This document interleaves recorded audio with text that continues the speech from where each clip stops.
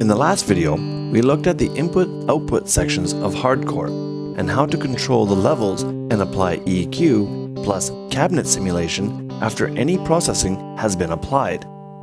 So in this video, we are going to look at applying processing to the guitar signal with the various pedals or stomp boxes in hardcore. Hardcore can have up to 5 pedals at one time. All pedals that are in use will be placed on the pedal board in the middle of the interface. Pedals can be added or removed from the pedal board with ease. Here I have reset hardcore to its blank state to demonstrate how to add a pedal to the current setup. From each of the pedal slots drop-down menu, simply click on the pedal that you wish to add.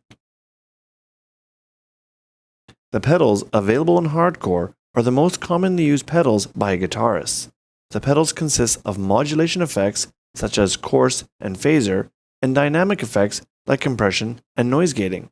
We'll be breaking the pedals up to their corresponding categories and covering each pedal more in depth later on. If you wish to remove a pedal from the pedal board, then just click on the drop-down menu again and select Empty. The pedal will be removed.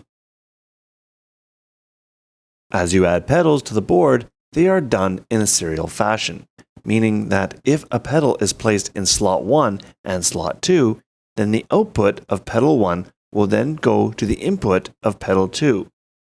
If there is a third pedal, then the output of pedal 2 will go into the input of pedal 3, and so on. This is the typical setup of players using various pedals. As the pedals do run in a serial fashion, the order that the pedals are placed in can be important. For example, say you want to add compression to your guitar sound, plus chorus. Perhaps you will want to apply the chorus to the signal after it has been compressed. Or vice versa, we'll want to apply compression to the chorus as well. Either way, the results will be vastly different. So, there may be times where you will want to rearrange the order of the pedals that you already have in place. This can be done without having to remove and add pedals again. You simply use the Move option from the drop-down menu to move the pedal one spot over, either to the left or to the right.